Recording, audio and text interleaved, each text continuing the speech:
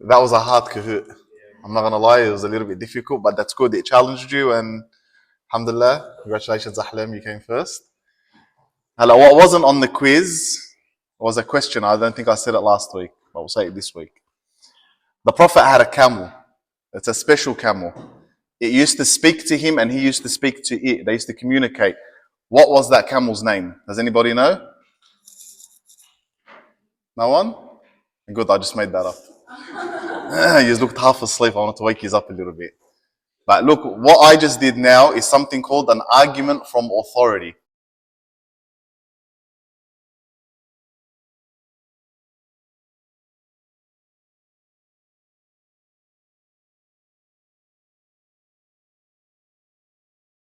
So imagine I gave you a name.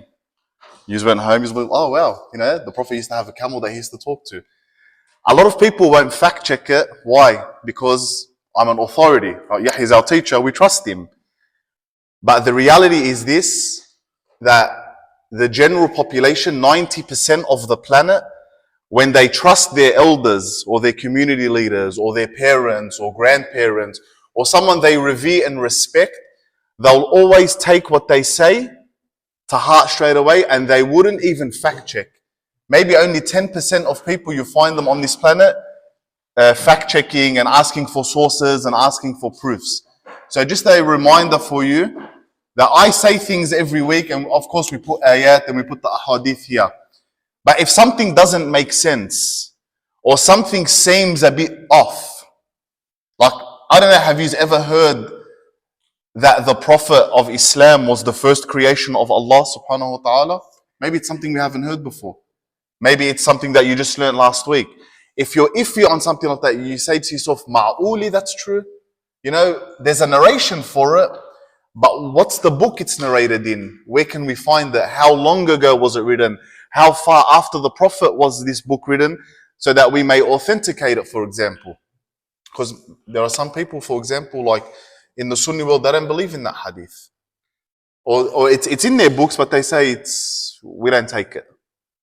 So always fact check. Don't take arguments from authority. Even though I'm standing here and I'm teaching, if something seems a bit off to you, question it. You don't have to believe everything I say.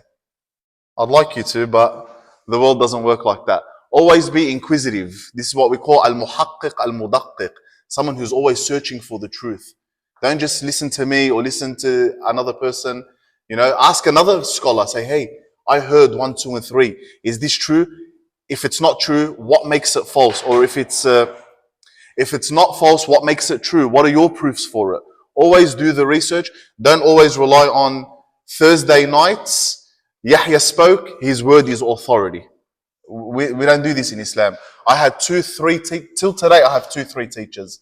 I have a teacher that teaches my main course, and then I sit with a sheikh every single week for 3 hours straight, and we do mubahatha, we do research together. Obviously, he's higher than me and he teaches me.